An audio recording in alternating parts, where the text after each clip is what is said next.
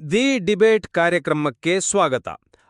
ಇದು ಮೂಲ ಗ್ರಂಥಗಳ ಆಧಾರದ ಮೇಲೆ ಭಿನ್ನ ದೃಷ್ಟಿಕೋನಗಳನ್ನು ಗೌರವಯುತವಾಗಿ ವಿಶ್ಲೇಷಿಸುವ ಒಂದು ಬೌದ್ಧಿಕ ಚರ್ಚೆಯ ವೇದಿಕೆ. ಹೌದು, ಎಲ್ಲರಿಗೂ ಸ್ವಾಗತ. ಇಂದಿನ ನಮ್ಮ ಚರ್ಚೆ ವಿಜಯೇಂದ್ರ ರಾಮನಾಥ ಭಟ್ಟಲು ಸಂಪಾದಿಸಿರುವ ಸಂಧ್ಯಾವಂದನೆಯ ಅಂತರಂಗ ಸಂಪುಟ 2 ಅಂದ್ರೆ ಭಕ್ತಿಯುಕ್ತ ಜ್ಞಾನಯೋಗ, ಈ ಒಂದು ಅತ್ಯಂತ ಮೌಲ್ಯಯುತ ಕೃತಿಯ ಸುತ್ತ ನಡೆಯಲಿದೆ. ಖಂಡಿತ. ಈ ಪುಸ್ತಕ ನಿಜಕ್ಕೂ ನಮ್ಮ ಪ್ರಾಚೀನ ಆಚರಣೆಗಳ ಬಗ್ಗೆ ಒಂದು ಹೊಸ ಬೆಳಕನೆ ಚೆಲ್ಲುತ್ತದೆ. ಕರೆಕ್ಟ್. ಸಂಧ್ಯಾವಂದನೆಯಂತಹ ಪ್ರಾಚೀನ ಮತ್ತು ದೈನಂದಿನ ಆಚರಣೆಯ ನಿಜವಾದ ಶಕ್ತಿ ಅಡಗಿರುವುದು ಎಲ್ಲಿ?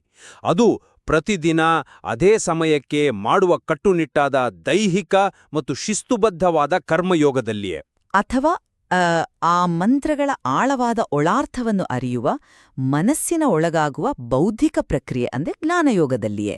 ಎಕ್ಸಾಕ್ಟ್ಲಿ. ಇದು ಇಂದಿನ ನಮ್ಮ ಕೇಂದ್ರ ಪ್ರಶ್ನೆ. ಯಾವುದೇ ಒಂದು ಸಾಧನೆಗೆ ಕಟ್ಟುನಿಟ್ಟಾದ ಕರ್ಮ ಅಥವಾ ನಿಯಮಿತ ಆಚರಣೆಯೇ ಅಡಿಪಾಯ ಎಂಬುದನ್ನು ನಾನು ಈ ಚರ್ಚೆಯಲ್ಲಿ ಮುಂದಿಡುತ್ತೇನೆ. ಮತ್ತು ಆ ಕಟ್ಟುನಿಟ್ಟಿನ ಆಚರಣೆಯ ಹಿಂದಿನ ಆಂತರಿಕ ಅರಿವು ಅಥವಾ ಜ್ಞಾನವಿಲ್ಲದಿದ್ದರೆ ನಾವು ಮಾಡುವ ಕರ್ಮ ಕೇವಲ ಯಾಂತ್ರಿಕವಾಗುತ್ತದೆ. ಹಾಗಾಗಿ ಆಚರಣೆಯ ಹಿಂದಿನ ಜ್ಞಾನವೇ ಪ್ರಧಾನ ಎಂಬುದನ್ನು ನಾನು ಪ್ರತಿಪಾದಿಸುತ್ತೇನೆ. ಸರಿ, ನಾವು ನೇರವಾಗಿ ಗ್ರಂಥದ ಮೂಲ ಆಶಯದಿಂದಲೇ ಆರಂಭ ಮಾಡೋಣ. ನೋಡಿ, ವಿಜಯೇಂದ್ರ ರಾಮನಾಥ ಭಟ್ಟಲು ತಮ್ಮ ಕೃತಿಯಲ್ಲಿ ಶ್ರೀಮದಾಚಾರ್ಯರ ಕೃಷ್ಣಾಮೃತ ಮಹಾರ್ಣವದ ಒಂದು ಪ್ರಮುಖ ವಾಕ್ಯವನ್ನು ಉಲ್ಲೇಖಿಸ್ತಾರೆ. ಆ ಚತುರ್ದಶಾದ್ ವರ್ಷಾತ್ ಕರ್ಮ ಕುರ್ಯಾತ್ ಅತಂತ್ರಿತಃ ಅಂತ. ಇದರ ಅರ್ಥ 14ನೇ ವಯಸ್ಸಿನಿಂದಲೇ ಪ್ರತಿಯೊಬ್ಬ ಸಾಧಕನು ತಪ್ಪದೆ ಆಲಸ್ಯವಿಲ್ಲದೆ ತನ್ನ ಕರ್ಮವನ್ನು ಆಚರಿಸಬೇಕು. ಸರಿ. ಇಲ್ಲಿ ನಮಗೆ ಅರ್ಥವಾಗಬೇಕಾದ ಒಂದು ಮುಖ್ಯ ವಿಷಯ ಇದೆ. ಜ್ಞಾನ ಅಥವಾ ಆಧ್ಯಾತ್ಮಿಕ ಅರಿವು ಅನ್ನೋದು ಇದ್ದಕ್ಕಿದ್ದಂತೆ ನಮಗೆ ಜ್ಞಾನೋದಯವಾದ ಹಾಗೆ ಸಿಗೋದಿಲ್ವಾ ಅಲ್ವಾ? ಪ್ರತಿದಿನ ಅದೇ ಸಮಯಕ್ಕೆ ಬೆಳಗ್ಗೆ, ಮಧ್ಯಾಹ್ನ, ಸಂಜೆ ಆ ಭೌತಿಕ ಕರ್ಮವನ್ನು ಆಚರಿಸಿದಾಗ ಮಾತ್ರ ನಮ್ಮ ಮನಸ್ಸಿಗೆ ಮತ್ತು ದೇಹಕ್ಕೆ ಒಂದು ಚೌಕಟ್ಟು ಸಿಗುತ್ತದೆ. ಅಂದ್ರೆ ನೀವು ಆ ಭೌತಿಕ ರೂಢಿಯ ಬಗ್ಗೆ ಮಾತನಾಡುತ್ತಿದ್ದೀರಿ? ಹೌದು. ಇದನ್ನೇ ನಾವು ಆಧುನಿಕ ಭಾಷೆಯಲ್ಲಿ ಮಸಲ್ ಮೆಮರಿ ಅಥವಾ ಸ್ನಾಯುಗಳ ನೆನಪಿನ ಶಕ್ತಿ ಎನ್ನಬಹುದು. ಒಬ್ಬ ಕ್ರೀಡಾಪಟು ಪ್ರತಿದಿನ ಗ್ರೌಂಡಿಗೆ ಹೋಗಿ ಅಭ್ಯಾಸ ಮಾಡಿದಾಗ ಮಾತ್ರ ಅವನ ದೇಹ ಆಟಕ್ಕೆ ಒಗ್ಗಿಕೊಳ್ಳುತ್ತದೆ, ಹೌದಲ್ವಾ? ಕರೆಕ್ಟ್. ಆ ಭೌತಿಕ ಕಟ್ಟುಪಾಡುಗಳಿಲ್ಲದೆ ನಾವು ಎಷ್ಟೇ ದೊಡ್ಡ ತತ್ವಜ್ಞಾನದ ಬಗ್ಗೆ ಮಾತನಾಡಿದ್ರೂ ಅದು ಗಾಳಿಯಲ್ಲಿ ಕಟ್ಟಿದ ಅರಮನೆಯಾಗುತ್ತದೆ.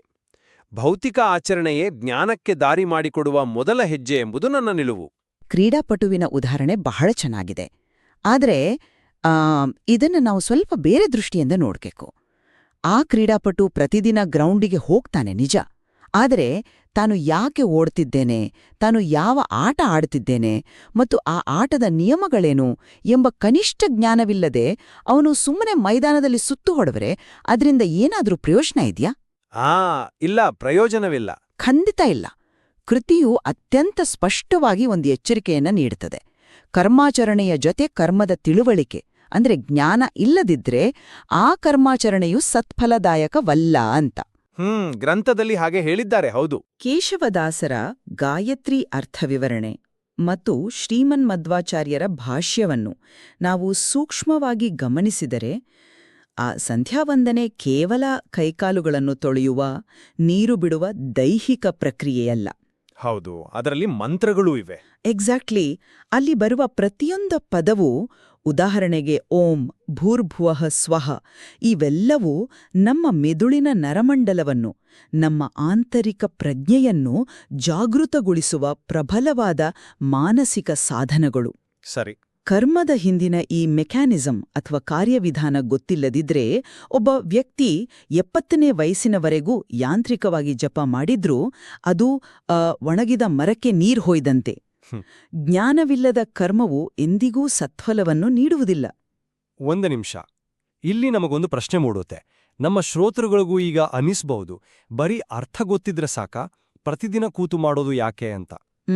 ಗ್ರಂಥಕಾರರು ಇಂದಿನ ಸಮಾಜದ ಒಂದು ಕಟುವಾದ ವಾಸ್ತವವನ್ನು ನಮ್ಮುಂದೆ ಇಡ್ತಾರೆ.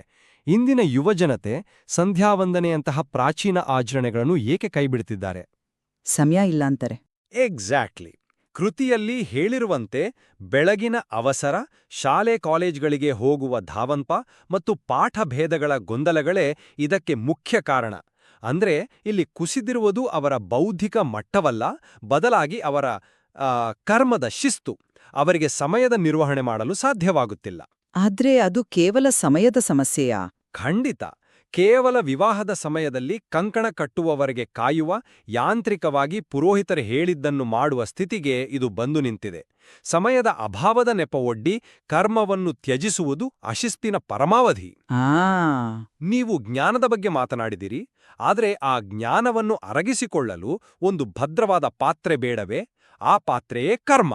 ಮುಂಚೆಲ್ಲ ಮೊದಲು ಆಚರಣೆಯನ್ನು ಅಭ್ಯಾಸ ಮಾಡಿಸುತ್ತಿದ್ದರು, ವಯಸ್ಸಾದಂತೆ ಅದರ ಅರ್ಥ ತಾನಾಗಿಯೇ ಒಲಿಯುತ್ತಿತ್ತು.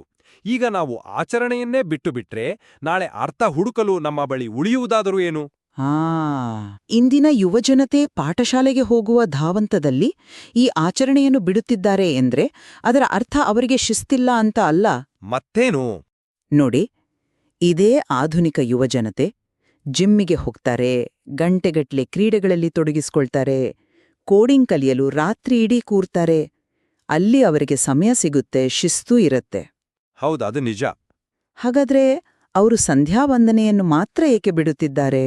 ಯಾಕೆ? ಏಕೆಂದ್ರೆ ಜಿಮ್ ಮಾಡಿದ್ರೆ ಸ್ನಾಯುಗಳು ಹೇಗೆ ಬೆಳೆಯುತ್ತವೆ ಎಂಬ ಮೆಕ್ಯಾನಿಸಂ ಅವರಿಗೆ ಗೊತ್ತಿದೆ, ಆದರೆ ತಾವು ಮಾಡುತ್ತಿರುವ ಕರ್ಮದ ಹಿಂದಿನ ಜ್ಞಾನ ಅಥವಾ ಅರ್ಥ ಅವರಿಗೆ ತಿಳಿದಿಲ್ಲ. ಅರ್ಥವಿಲ್ಲದ, ಪ್ರಯೋಜನವೇನೆಂದು ತಿಳಿಯದ ಕೆಲಸವನ್ನು ಯಾವುದೇ ಬುದ್ಧಿವಂತ ಮನುಷ್ಯ ದೀರ್ಘಕಾಲ ಮಾಡುವುದಿಲ್ಲ. ಅಂದ್ರೆ ಆಚರಣೆ ಅವರಿಗೆ ಹೊರೆಯಾಗಿದೆ ಅಂತೀರಾ? ಖಂಡಿತ. ಸಂಧ್ಯಾವಂದನೆ ಕೇವಲ ಒಂದು ಆಚರಣೆಯಾಗಿ, ಅರ್ಥವಿಲ್ಲದ ಹೊರೆಯಾಗಿ ಅವರಿಗೆ ಕಾಣುತ್ತಿದೆ. ಗ್ರಂಥದಲ್ಲಿ ವಿವರಿಸಿರುವ ಗಾಯತ್ರಿ ಮಂತ್ರದ ಭಗಃ ಎಂಬ ಪದವನ್ನೇ ತೆಗೆದುಕೊಳ್ಳಿ. ಸರಿ. ಭಗ ಎಂದರೆ ಕೇವಲ ಹೊರಗಿನ ಜಗತ್ತನ್ನು ಬೆಳಗಿಸುವ ಶಕ್ತಿ ಮಾತ್ರವಲ್ಲ, ನಮ್ಮ ಒಳಗಿನ ಸುಖ ಮತ್ತು ಜ್ಞಾನ ಸ್ವರೂಪವನ್ನು ಜಾಗೃತಗೊಳಿಸುವ ಶಕ್ತಿ. ಆ ಪದವನ್ನು ಉಚ್ಚರಿಸಿದಾಗ ಮನಸ್ಸಿನಲ್ಲಿ ಮೂಡುವ ಆಂತರಿಕ ಶಾಂತಿಯ ಅನುಭವ, ಆ ಆಳವಾದ ಅರಿವು ಅವರಿಗಿದ್ದಿದ್ದರೆ ಎಷ್ಟೇ ಅವಸರವಿದ್ರೂ ಅವರು ಅದನ್ನು ತ್ಯಜಿಸುತ್ತಿರಲಿಲ್ಲ. ನಾವು ಅವರ ಶಿಸ್ತನ್ನು ದೂರಬಾರದು, ಬದಲಾಗಿ ಜ್ಞಾನವನ್ನು ದಾಟಿಸುವಲ್ಲಿ ನಾವು ವಿಫಲರಾಗಿದ್ದೇವೆ ಎಂಬುದನ್ನು ಒಪ್ಪಿಕೊಳ್ಳಬೇಕು. ಆ ಯುವಜನತೆಗೆ ಜ್ಞಾನವನ್ನು ದಾಟಿಸಬೇಕು ಎಂಬ ನಿಮ್ಮ ಕಳಕಳಿಯನ್ನು ನಾನು ಸಂಪೂರ್ಣವಾಗಿ ಒಪ್ಪುತ್ತೇನೆ. ಆದರೆ ಆ ಜ್ಞಾನವನ್ನು ಹೇಗೆ ಗ್ರಹಿಸಬೇಕು ಎಂಬಲ್ಲಿ ನಮ್ಮ ಭಿನ್ನಾಭಿಪ್ರಾಯವಿದೆ. ಹೇಗೆ? ನೋಡಿ, ಗಾಯತ್ರಿ ಮಂತ್ರದ ಅರ್ಥವನ್ನು ನಾವು ಕೃತಿಯ ದೃಷ್ಟಿಕೋನದಿಂದಲೇ ನೋಡೋಣ. ಕೇಶವದಾಸರ ವಿವರಣೆ ಮತ್ತು ಮಧ್ವಾಚಾರ್ಯರ ಭಾಷ್ಯವನ್ನು ಗ್ರಂಥವು ಉಲ್ಲೇಖಿಸುತ್ತದೆ. ಅದರಲ್ಲಿ ಮಂತ್ರದ ಮೊದಲ ಭಾಗವನ್ನು ಗಮನಿಸಿ. ತತ್ ಎಂಬ ಪದವನ್ನು ದೇಶ ಮತ್ತು ಕಾಲವ್ಯಾಪ್ತಿಯನ್ನು ಮೀರಿ ನಿಂತಿರುವವನು ಎಂದು ವಿವರಿಸಲಾಗಿದೆ. ಹೌದು. ಸವಿತುಹು ಎಂದರೆ ಬ್ರಹ್ಮನ ಮೂಲಕ ಇಡೀ ಜಗತ್ತನ್ನೇ ಸೃಷ್ಟಿ ಮಾಡುವವನು. ವರೇಣ್ಯಂ ಎಂದರೆ ಗುಣಗಳಲ್ಲಿ ಅತ್ಯಂತ ಶ್ರೇಷ್ಠನಾದವನು. ಇವೆಲ್ಲವೂ ಏನನ್ನು ಸೂಚಿಸುತ್ತವೆ? ಬ್ರಹ್ಮಾಂಡದ ಶಕ್ತಿಯನ್ನು. ಎಕ್ಸಾಕ್ಟ್ಲಿ. ಇದು ನಮ್ಮ ಹೊರಗಿರುವ ಇಡೀ ಬ್ರಹ್ಮಾಂಡವನ್ನು ಸೃಷ್ಟಿಸಿದ, ನಿಯಂತ್ರಿಸುವ ಒಂದು ಬೃಹತ್ ಶಕ್ತಿಯ, ಅಂದರೆ ಕಾಸ್ಮಿಕ್ ಎಂಟಿಟಿಯ ವರ್ಣನೆ. ಆ ಅಗಾಧವಾದ ಬ್ರಹ್ಮಾಂಡದ ಶಕ್ತಿಯ ಮುಂದೆ ಮನುಷ್ಯನ ಅಸ್ತಿತ್ವ ಅತ್ಯಂತ ಸಣ್ಣದು. ಆ ಶಕ್ತಿಯ ನಿಯಮಗಳಿಗೆ, ಆ ಋತಕ್ಕೆ ಮನುಷ್ಯ ಬದ್ಧನಾಗಬೇಕು ಎಂಬುದೇ ಕರ್ಮದ ಮೂಲ ಉದ್ದೇಶ. ಸರಿ. ಈ ಬ್ರಹ್ಮಾಂಡದ ನಿಯಮಗಳನ್ನು ನಾವು ಕೇವಲ ನಮ್ಮ ಬುದ್ಧಿಯಿಂದ ನಿಯಂತ್ರಿಸಲಾಗುವುದಿಲ್ಲ. ನೀವು ಉಸಿರಾಡಬೇಕು, ಸೂರ್ಯ ಹುಟ್ಟಬೇಕು, ಇವೆಲ್ಲವೂ ಭೌತಿಕ ಪ್ರಕ್ರಿಯೆಗಳು. ಅದೇ ರೀತಿ ಪ್ರತಿದಿನ ನಿಗದಿತ ಸಮಯದಲ್ಲಿ ಭೌತಿಕವಾಗಿ ಆಚರಿಸುವ ಸಂಧ್ಯಾವಂದನೆಯು ನಮ್ಮನ್ನು ಆ ಬ್ರಹ್ಮಾಂಡದ ಲಯದೊಂದಿಗೆ ಜೋಡಿಸುತ್ತದೆ. ಕೇವಲ ಮಂತ್ರದ ಅರ್ಥ ಗೊತ್ತಿತ್ರ ಸಾಲದು, ಆ ಅರ್ಥವನ್ನು ಅನುಭವಿಸನೂ ಆಚರಣೆಯ ಶರಣಾಗತಿ ಬೇಕೇ ಬೇಕು. ತಾವು ತತ್ ಮತ್ತು ಸವಿತುಃ ಪದಗಳ ಬಾಹ್ಯ ಅಂದ್ರೆ ಬ್ರಹ್ಮಾಂಡದ ಅರ್ಥವನ್ನು ಬಹಳ ಸೊಗಸಾಗಿ ವಿವರಿಸಿದಿರಿ. ಆದ್ರೆ ಈ ಮಂತ್ರದ ನಿಜವಾದ ತಿರುವು ಸಿಗುವುದೇ ಅದರ ಮುಂದಿನ ಭಾಗದಲ್ಲಿ. ಮುಂದಿನ ಭಾಗ ಅಂದ್ರೆ ಧಿಯೋ ಯೋ ನಃ ಪ್ರಚೋದಯಾತ್. ಎಕ್ಸಾಕ್ಟ್ಲಿ. ನೀವು ಹೇಳಿದಂತೆ ಬ್ರಹ್ಮಾಂಡದ ಶಕ್ತಿ ಅಗಾಧವಾದದ್ದು ಹೌದು, ಆದರೆ ಮಂತ್ರದ ಅತ್ಯಂತ ಪ್ರಮುಖ ಮತ್ತು ನಿರ್ಣಾಯಕ ಭಾಗವಿರುವುದು ಅದರ ಕೊನೆಯ ಸಾಲಿನಲ್ಲಿ, ಧಿಯೋ ಯೋ ನಃ ಪ್ರಚೋದಯಾತ್. ಕೃತಿಯು ಇದನ್ನು ಸ್ಪಷ್ಟವಾಗಿ ನಮ್ಮೆಲ್ಲರ ಬುದ್ಧಿಯನ್ನು ಪ್ರೇರೇಪಿಸುವನು ಎಂದು ವಿವರಿಸುತ್ತದೆ. ಅಂದ್ರೆ ಭಗವಂತನು ಕೇವಲ ಹೊರಗೆ ನಕ್ಷತ್ರಗಳನ್ನು, ಗ್ರಹಗಳನ್ನು ಸೃಷ್ಟಿಸಿ ಸುಮ್ಮನಾಗಿಲ್ಲ. ಅವನು ಪ್ರೇರಕನಾಗಿ ನಮ್ಮೊಳಗೆ, ನಮ್ಮ ಪ್ರಜ್ಞೆಯ ಕೇಂದ್ರದಲ್ಲಿ ಕುಳಿತಿದ್ದಾನೆ. ಓ, ಆಂತರಿಕ ಪ್ರೇರಣೆ. ಹೌದು. ನಮ್ಮ ಪ್ರತಿಯೊಂದು ಆಲೋಚನೆಗೂ ನಿರ್ಧಾರಕ್ಕೂ ಆಧಾರವಾಗಿರುವನು ಅವನೇ ಎಂದು ಗ್ರಂಥ ಹೇಳುತ್ತದೆ. ಗಾಯತ್ರಿ ಜಪದ ಅಂತಿಮ ಉದ್ದೇಶ ಆ ಬ್ರಹ್ಮಾಂಡದ ಶಕ್ತಿಯನ್ನು ಕೇವಲ ಹೊರಗಡೆ ನೋಡಿ ಬೆರಗಾಗುವುದಲ್ಲ, ಬದಲಾಗಿ ನಮ್ಮೊಳಗಿನ ಬುದ್ಧಿ ಮತ್ತು ಪ್ರಜ್ಞೆಯ ಸೂಕ್ಷ್ಮ ಜಾಗೃತಿಯನ್ನು ಮಾಡಿಕೊಳ್ಳುವುದು. ಅರ್ಥವಾಯಿತು. ಇದು ಸಂಪೂರ್ಣವಾಗಿ ಆಂತರಿಕ ಮತ್ತು ಜ್ಞಾನಾಧಾರಿತವಾದ ಕಾನ್ಸೆಪ್ಟ್, ಒಂದು ಕಾಗ್ನಿಟಿವ್ ಶಿಫ್ಟ್ ಅಂತಲೇ ಹೇಳಬಹುದು. ಜ್ಞಾನವಿಲ್ಲದೆ ಕೇವಲ ಹೊರಿನ ಆಕಾಶವನ್ನು ನೋಡಿಕೊಂಡು ಅಥವಾ ಯಾಂತ್ರಿಕವಾಗಿ ನೀರು ಬಿಡುತ್ತಾ ಕೂತರೆ ಒಳಗಿನ ಬುದ್ಧಿ ಜಾಗೃತವಾಗುವುದಿಲ್ಲ. ಮಂತ್ರದ ಶಬ್ದಗಳು ನಮ್ಮ ಮೆದುಳಿನಲ್ಲಿ ಒಂದು ನಿರ್ದಿಷ್ಟ ಅರಿವಿನ ತರಂಗವನ್ನು ಎಬ್ಬಿಸಬೇಕು. ಅದೇ ನಿಜವಾದ ಜ್ಞಾನಯೋಗ. ಬುದ್ಧಿಯನ್ನು ಜಾಗೃತಗೊಳಿಸುವ ಪ್ರಕ್ರಿಯೆ ಬಗ್ಗೆ ನೀವು ಹೇಳಿದ್ದು ಬಹಳ ಮುಖ್ಯವಾದ ವಿಚಾರ. ಅದೇ ಆ ಬುದ್ಧಿ ಜಾಗೃತವಾಗಲು, ನಮ್ಮ ಮೆದುಳಿನಲ್ಲಿ ಆ ತರಂಗಗಳು ಏಳಲು ನಾವು ಕೆಲವು ಭೌತಿಕ ಹಂತಗಳನ್ನು ದಾಟಲೇಬೇಕಲ್ಲವೇ? ಭೌತಿಕ ಹಂತಗಳು ಅಂದ್ರೆ? ನೋಡಿ, ನಮ್ಮ ದೈನಂದಿನ ಆಚರಣೆಗಳಲ್ಲಿ ನ್ಯಾಸ ಮತ್ತು ಮುದ್ರೆಗಳಂಥ ಪ್ರಕ್ರಿಯೆಗಳಿವೆ. ನ್ಯಾಸ ಅಂದ್ರೆ ಏನು? ನಮ್ಮ ಕೈ ಬೆರಳುಗಳಿಂದ ದೇಹದ ವಿವಿಧ ಭಾಗಗಳನ್ನು ಸ್ಪರ್ಶ ಮಾಡ್ತಾ ಆಯಾ ಜಾಗದಲ್ಲಿ ಒಂದು ನಿರ್ದಿಷ್ಟ ಶಕ್ತಿಯನ್ನು ಆವಾಹನೆ ಮಾಡಿಕೊಳ್ಳುವ ಒಂದು ಭೌತಿಕ ಪ್ರಕ್ರಿಯೆ ಇದು. ಹೌದು, ಆಚರಣೆಯ ಭಾಗ ಅದು. ನಾವು ಕೇವಲ ಕಣ್ಣು ಮುಚ್ಚಿಕೊಂಡು ಯೋಚನೆ ಮಾಡೋದಕ್ಕಿಂತ ದೈಹಿಕವಾಗಿ ನಮ್ಮ ಅಂಗಾಂಗಗಳನ್ನು ಸ್ಪರ್ಶಿಸಿದಾಗ ನಮ್ಮ ಮನಸ್ಸು ತಕ್ಷಣವೇ ಆಲೋಚನೆಗಳಿಂದ ಮುಕ್ತವಾಗಿ ಆ ಕ್ಷಣದ ಮೇಲೆ ಕೇಂದ್ರೀಕೃತವಾಗುತ್ತದೆ. ಇದು ಆಧುನಿಕ ಮನಃಶಾಸ್ತ್ರವೂ ಒಪ್ಪುವ ವಿಚಾರ. ಭೌತಿಕ ಚಲನಗಳು ನಮ್ಮ ಮಾನಸಿಕ ಏಕಾಗ್ರತೆಗೆ ಆಧಾರ. ಇದೇ ತರ್ಕವನ್ನು ಕೃತಿಯ ಲೇಖಕರು ಭಗವದ್ಗೀತೆಯ ವಿನ್ಯಾಸದ ಮೂಲಕ ಅತ್ಯಂತ ಸೂಕ್ತವಾಗಿ ವಿವರಿಸಿದ್ದಾರೆ. ಗೀತೆಯ 18 ಅಧ್ಯಾಯಗಳನ್ನು ಗಮನಿಸಿ. ಸರಿ. ಮೊದಲ 6 ಅಧ್ಯಾಯಗಳನ್ನು ಅವರು ಕರ್ಮಯೋಗವೆಂದು ವಿಂಗಡಿಸಿದ್ದಾರೆ. ನಂತರ ಭಕ್ತಿಯೋಗ ಮತ್ತು ಕೊನೆಯದಾಗಿ ಜ್ಞಾನಯೋಗ ಬರುತ್ತದೆ. ಇದರ ಅರ್ಥವೇನು? ಕರ್ಮಯೋಗವೇ ಯಾವಾಗಲೂ ಮೊದಲ ಮೆಟ್ಟಿಲು. ನಮ್ಮ ಕೈಯಾರೆ ನಾವು ಆಚರಣೆಯನ್ನು ಮಾಡದೆ, ನ್ಯಾಸಮುದ್ರಗಳ ಮೂಲಕ ಮನಸ್ಸನ್ನು ನಿಯಂತ್ರಿಸದೆ ನೇರವಾಗಿ 7ನೇ ಮಹಡಿಯ ಜ್ಞಾನದ ಹಂತಕ್ಕೆ ಏರಲು ಸಾಧ್ಯವಿಲ್ಲ. ಇದು ಬಹಳ ಇಂಟ್ರೆಸ್ಟಿಂಗ್ ಪಾಯಿಂಟ್. ಅದಕ್ಕಾಗಿಯೇ ಲೇಖಕರು ತಮ್ಮ ಕೃತಿಯನ್ನು 2 ಸಂಪುಟಗಳಲ್ಲಿ ತಂದಿದ್ದಾರೆ. ಸಂಪುಟ 1 ಭಕ್ತಿಯುಕ್ತ ಕರ್ಮಯೋಗವಾದರೆ ಅದು ನಮ್ಮನ್ನು ಸಿದ್ಧಗೊಳಿಸುವ ವೇದಿಕೆ. ಆ ವೇದಿಕೆ ಗಟ್ಟಿಯಾದ ಮೇಲೆ ಮಾತ್ರ ಸಂಪುಟ 2ರ ಜ್ಞಾನಯೋಗವನ್ನು ತಲುಪಲು ಸಾಧ್ಯ. ಭಗವದ್ಗೀತೆಯ ಅಧ್ಯಾಯಗಳ ವಿಂಗಡಣೆಯನ್ನು ತಾವು ಇಲ್ಲಿ ತಂದದ್ದು ಚರ್ಚೆಗೆ ಬಹಳ ಪೂರಕವಾಗಿದೆ. ಲೇಖಕರು ಕರ್ಮಯೋಗವನ್ನು ಮೊದಲು ಇಟ್ಟಿದ್ದಾರೆ ಎಂಬುದು 100% ಸತ್ಯ. ಆದರೆ ಅದೇ ಲೇಖಕರು ಅಂತಿಮವಾಗಿ ಹೇಳುವ ಮಾತನ್ನು ನಾವು ಮರೆಯಬಾರದು. ಏನು ಹೇಳಿದ್ದಾರೆ? ಉದಾತ್ತ ಜೀವನ ರೀತಿಗೆ ಇವೆರಡರ ಸಮನ್ವಯದ ಅಗತ್ಯವಿದೆ ಅಂತ. ನೀವು ಮೆಟ್ಟಿಲುಗಳ ಉದಾಹರಣೆ ಕೊಟ್ರಿ. ನಾವು ಮೆಟ್ಟಿಲುಗಳನ್ನು ಹತ್ತುವುದೇ ಮೇಲಿನ ಮಹಡಿಯನ್ನು ತಲುಪಲು, ಹೌದಲ್ಲವೇ? ಖಂಡಿತ. ಜೀವನಪೂರ್ತಿ ನಾವು ಕೇವಲ ಮೆಟ್ಟಿಲುಗಳನ್ನು ಮಾತ್ರ ಹತ್ತಿ ಇಳಿಯುತ್ತಿದ್ದರೆ ಅದಕ್ಕೆ ಅರ್ಥವಿದೆಯೇ? ಕರ್ಮವಿಲ್ಲದ ಜ್ಞಾನವೂ ಅಪ್ರಾಯೋಗಿಕ ಎಂಬುದನ್ನು ನಾನು ಖಂಡಿತ ಒಪ್ಪುತ್ತೇನೆ. ಕೇವಲ ಪುಸ್ತಕ ಓದಿಕೊಂಡು ಕೂತರೆ ಆಧ್ಯಾತ್ಮಿಕ ಸಿದ್ಧಿ ಸಿಗುವುದಿಲ್ಲ. ಆದರೆ ಜ್ಞಾನವಿಲ್ಲದ ಕರ್ಮವು ಅಂಧಕಾರ ಎಂಬುದನ್ನು ತಾವು ಒಪ್ಪಿಕೊಳ್ಳಬೇಕು. ಅಂಧಕಾರ ಅಂತ ಹೇಳಕ್ಕಾಗುತ್ತಾ? ಹೌದು. ನೋಡಿ, ನಾವು ಪ್ರತಿದಿನ ಮಾಡುವ ಆ ನ್ಯಾಸ ಮತ್ತು ಮುದ್ರೆಗಳನ್ನೇ ತೆಗೆದುಕೊಳ್ಳಿ. ದೇಹವನ್ನು ಸ್ಪರ್ಶಿಸಿದಾಗ ಏಕಾಗ್ರತೆ ಬರುತ್ತದೆ ಎಂಬುದು ನಿಜ. ಆದರೆ ಆ ಸ್ಪರ್ಶದ ಹಿಂದಿನ ಭಾವನೆಯೇನು? ನಾನು ನನ್ನ ದೇಹವನ್ನು ದೇವರ ಮಂದಿರವೆಂದು ಭಾವಿಸುತ್ತಿದ್ದೇನೆಯೇ ಅಥವಾ ಕೇವಲ ರೂಢಿಗತವಾಗಿ ಬೆರಳುಗಳನ್ನು ಆಡಿಸುತ್ತಿದ್ದೇನೆಯೇ? ಭಾವನೆ ಮುಖ್ಯ, ಒಪ್ಪುತ್ತೇನೆ. ಕೃತಿಯು ಸಂಪುಟ 2ನ್ನು ವಿಶೇಷವಾಗಿ ತಂದಿರುವುದೇ ನಾವು ದಶಕಗಳಿಂದ ಮಾಡುತ್ತಿರುವ ಯಾಂತ್ರಿಕ ಕರ್ಮವನ್ನು ಮೀರಿ ಅದರ ಅಂತರಂಗದ ಸತ್ಯವನ್ನು ಜಗತ್ತಿಗೆ ತಿಳಿಸಲು. ಅಂತರಂಗವಿಲ್ಲದ ಬಹಿರಂಗ ಅಂದರೆ ಜ್ಞಾನವಿಲ್ಲದ ಬರೀ ಆಚರಣೆ, ಕೇವಲ ಒಣಗಿದ ಸಿಪ್ಪೆಯಿದ್ದಂತೆ. ಆ ಸಿಪ್ಪೆಯ ಒಳಗಿರುವ ಸಿಹಿಯಾದ ತಿರುಳೇ ಜ್ಞಾನಯೋಗ. ನೀವು ಅಂತರಂಗದ ಸತ್ಯವನ್ನು ಒಣಗಿದ ಸಿಪ್ಪೆ ಮತ್ತು ತಿರುಳಿಗೆ ಹೋಲಿಸಿದಿರಿ. ಆದರೆ ಆ ಗಟ್ಟಿಯಾದ ಸಿಪ್ಪೆ ಇಲ್ಲದಿದ್ದರೆ ಒಳಗಿನ ಸೂಕ್ಷ್ಮವಾದ ತಿರುಳು ಪ್ರಕೃತಿಯ ಕಾವು ಚಳಿಗೆ ರಕ್ಷಣೆ ಪಡೆಯುವುದಾದರೂ ಹೇಗೆ? Good point. ಓಂಕಾರದ ವ್ಯಾಖ್ಯಾನವನ್ನು ಗ್ರಂಥದಲ್ಲಿ ಹೇಗೆ ಮಾಡಲಾಗಿದೆ ನೋಡಿ. ಅಶೇಷ ಗುಣಗಳಿಗೆ ಆಶ್ರಯನಾದವನು, ಗುಣಪೂರ್ಣನಾದವನು ಎಂದು ವಿವರಿಸಲಾಗಿದೆ. ಈ ಬೃಹತ್ ಕಾನ್ಸೆಪ್ಟ್ ಅಥವಾ ಕಲ್ಪನೆಯನ್ನು ಒಬ್ಬ ಸಾಮಾನ್ಯ ಮನುಷ್ಯ, ಅದರಲ್ಲೂ ಲೌಕಿಕ ಜಗತ್ತಿನಲ್ಲಿ ಮುಳುಗಿರುವ ಮನಸ್ಸು ಸುಲಭವಾಗಿ ಗ್ರಹಿಸಲು ಸಾಧ್ಯವೇ? ಸ್ವಲ್ಪ ಕಷ್ಟವೇ? ಖಂಡಿತ ಇಲ್ಲ. ಅದಕ್ಕಾಗಿಯೇ ನಮ್ಮ ಋಷಿಮುನಿಗಳು ಆತನಿಗೆ ಪ್ರತಿದಿನದ ಜಪ, ಮುದ್ರೆಗಳು ಮತ್ತು ಪ್ರಾಣಾಯಾಮದಂತಹ ಭೌತಿಕ ಕರ್ಮಗಳನ್ನು ವಿಧಿಸಿದರು.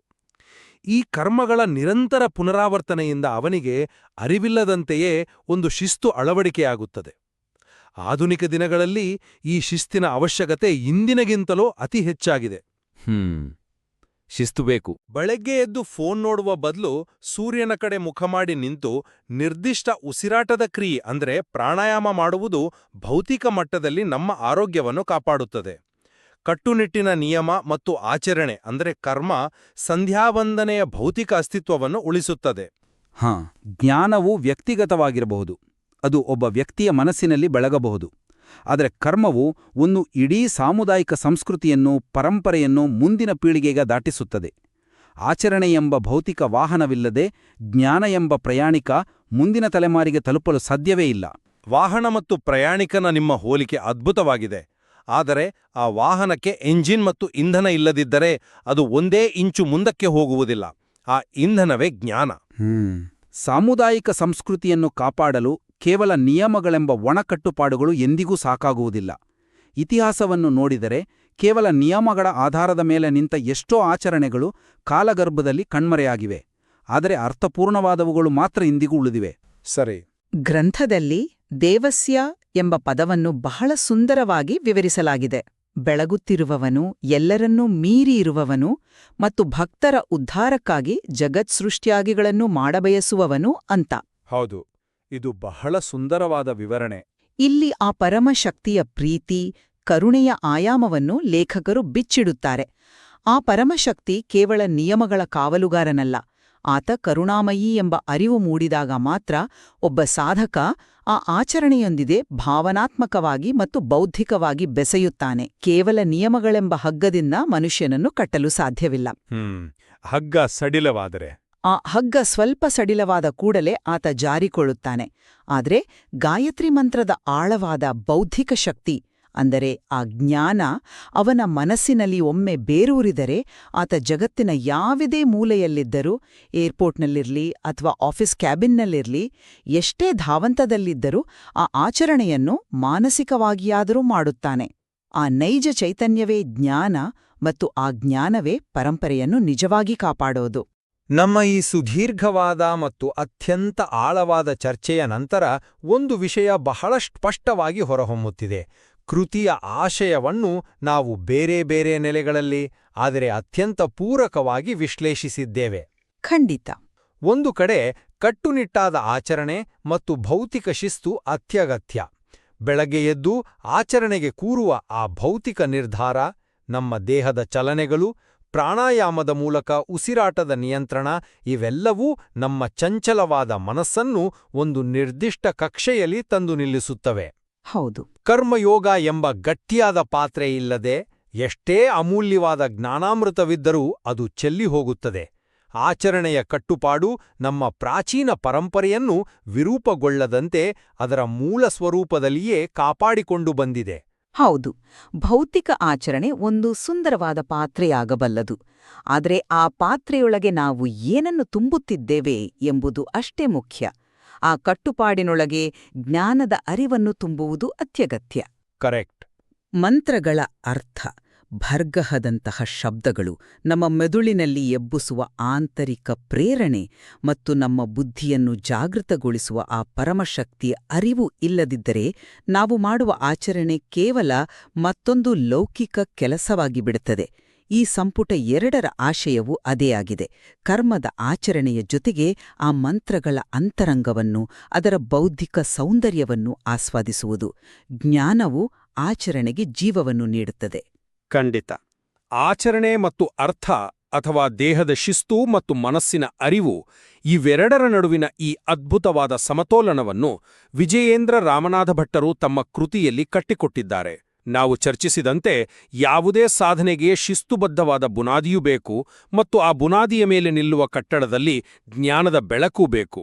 ನಾವು ನಮ್ಮ ಶ್ರೋತೃಗಳನ್ನು ಒಂದು ವಿಚಾರದೊಂದಿಗೆ ಬಿಡುತ್ತೇವೆ. ಹೌದು, ಈ ಮೌಲ್ಯಯುತವಾದ ಗ್ರಂಥವನ್ನು ನೀವೇ ಸ್ವತಃ ಓದಿ.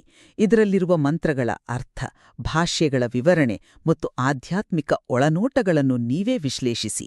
ನಿಮಗೆ ನಿಮ್ಮ ದೈನಂದಿನ ಆಚರಣೆಯಲ್ಲಿ ಕರ್ಮದ ಶಿಸ್ತು ಹೆಚ್ಚು ಆಸರೆಯಾಗುತ್ತದೆಯೋ ಅಥವಾ ಜ್ಞಾನದ ಆಳವಾದ ಅರಿವು ನಿಮ್ಮನ್ನು ಮುನ್ನಡೆಸುತ್ತದೆಯೋ ಎಂಬುದನ್ನು ನೀವೇ ಕಂಡುಕೊಳ್ಳಿ. ನಿಖರವಾಗಿ ನಿಮ್ಮ ಅಂತರಂಗದ ಶೋಧನೆಗೆ ಈ ಕೃತಿ ಖಂಡಿತವಾಗಿಯೂ ಒಂದು ದಾರಿದೀಪವಾಗಲಿದೆ. ದಿ ಡಿಬೇಟ್ ಕಾರ್ಯಕ್ರಮವನ್ನು ಆಲಿಸಿದ್ದಕ್ಕಾಗಿ ಧನ್ಯವಾದಗಳು. ನಿಮ್ಮ ಬೌದ್ಧಿಕ ಪಯಣ ಸದಾ ಪ್ರಕಾಶಮಾನವಾಗಿರಲಿ.